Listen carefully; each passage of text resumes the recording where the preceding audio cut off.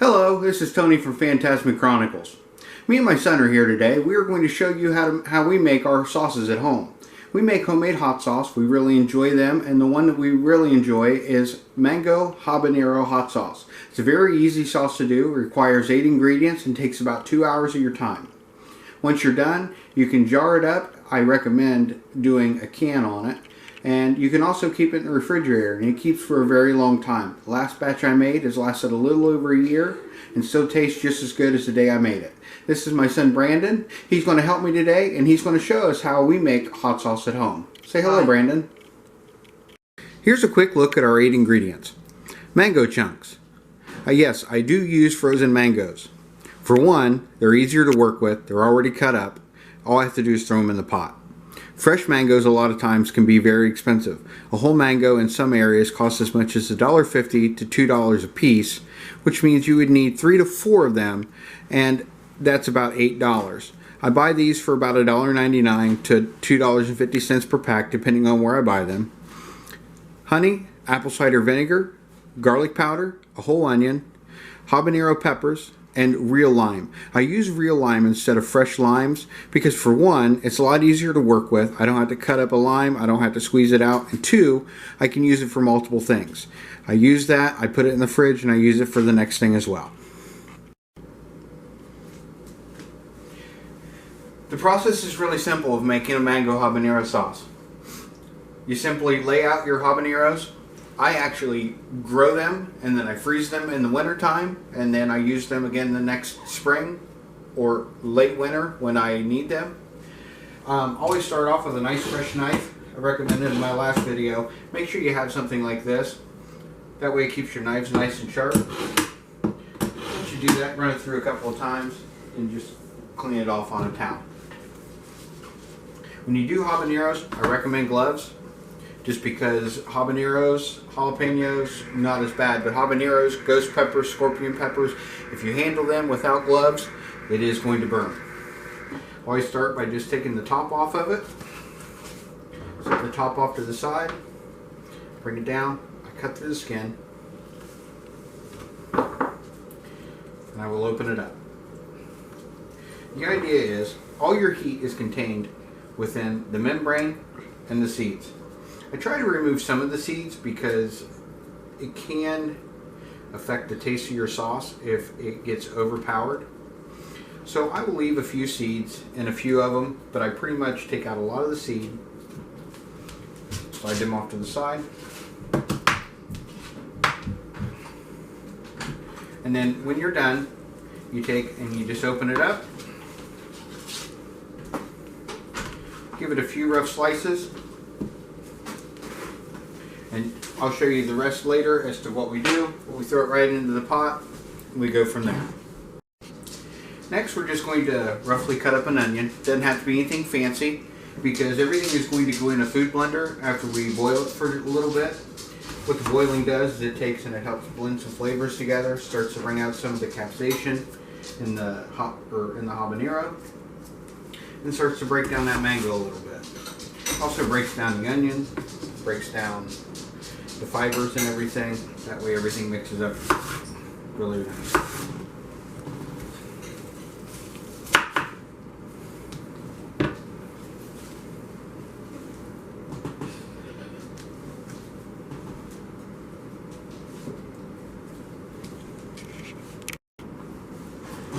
Okay, and just like I did with the habaneros, just put it into the large stock pot.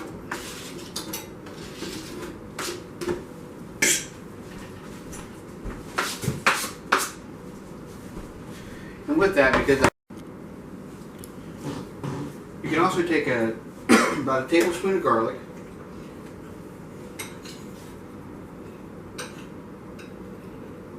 now mind you, what I'm making here is a 3 times batch of a normal batch. I will post the recipe down below in the description for anybody who wants to make this at home. And then I'm going to simply take 3/4 cup of water, just enough to get some liquid in there so everything can get in there, get nice and happy. I'm going to bring that to a boil. Once it starts to boil, I'll turn it down I'll let it simmer for a little bit. Then we'll take it right over to the food processor. Okay, we finished reducing everything.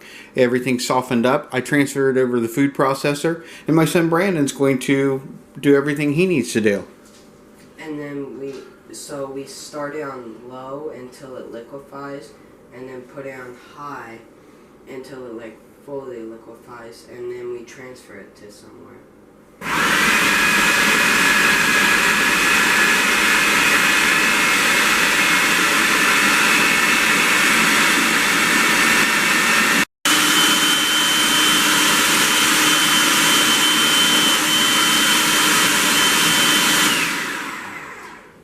Everything has been transferred into the food processor. It's ran for a couple minutes. Everything is mixed in well. What we're going to do now is we're going to take our stuff, we're going to transfer it back into our pot, then we're going to add all of our stuff to lower our pH to make it shelf stable. That includes putting in our apple cider vinegar and also our lime juice. When you add those things in, it's a preservative that lowers your pH level low enough that bacteria cannot grow within it.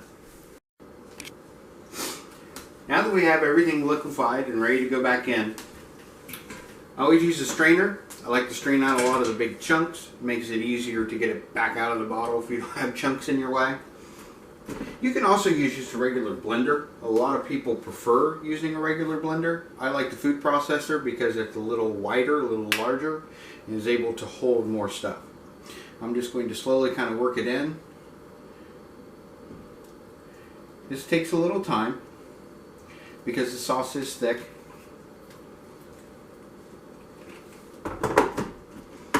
And it doesn't always work, so we got to work with it. But it makes it so worth it in the end because you have a much more refined sauce and it's not so chunky.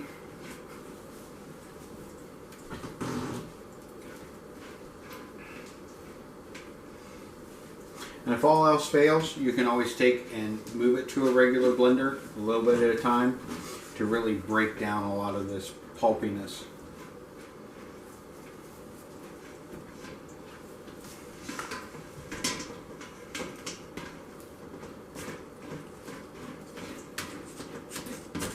And once we have it all in, I'll see you back here to show you what the next step we do.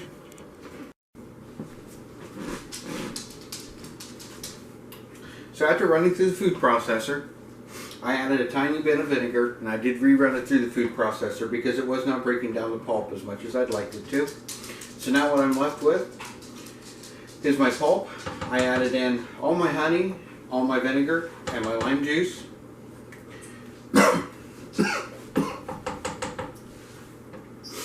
Now what I'm going to do is I'm going to bring it to a slow boil. And as soon as it starts to boil, I'm going to turn it down. I'm going to let it reduce just a little bit to thicken up. I like my sauces a little thicker. If you like a good, nice, runny sauce like a Frank's Red Hot or something like that, you can take it just like this and you can it, or you can put it right in the refrigerator if you make a smaller batch. If you take it right to the refrigerator, it'll last you quite a while. Mine has lasted me opened several months at a time open, so it should stay just fine for you as long as you've added enough vinegar and enough lime juice to drop that pH. And here's a look at the finished product. You see it looks a little frothy on top, but that's okay. Just stir it up as you get ready to either put it in the fridge if you make a smaller batch, or if you make a larger batch, when you get ready to can it, just stir it before you ladle it in. If you do plan on canning it, which I do recommend, because a quick look at the finished product. You can see it's a little frothy on top, but that's okay. You can stir that in as you go along. Just make sure you stir it each time before you ladle it into whatever you want to store it in. Make sure though, if you are going to store it, make sure that you do have fresh, clean containers. I always take and I boil a little bit of water, and I take my already sanitized mason jars. I take and I put it in. I get them nice and hot. I pull them out. I ladle everything in. Then I always do a steam can on it. It takes about 10 minutes after you get it done. You take them out. The lid pops down. They're good to go on the shelf for up to a year. Here's what I got out of the ingredients I showed you. I got 5 jars of nice fresh Mango Habanero Hot Sauce. I still have enough left here. I'll let it cool and I'll put it in my container that I put in the refrigerator. That way I can use that up because I probably don't have enough to fill another jar. But what I'll do is I'll take those, I will sterilize the lids for them next. I will place those in the pressure cooker. It takes about 10 minutes. I bring them out, I let them sit here and cool. The lids will depress and those will be shelf ready to sit for about a year. They probably won't last a year, but they can last up to a year. That's going to do it for today's video. I hope you enjoyed what we did here today. And if you did make this sauce, please leave a comment down below. If you're new here, please subscribe, please hit that like button, and please ring that bell as we will be bringing more videos to this channel. I hope you have a fantastic day, and we'll see you next time.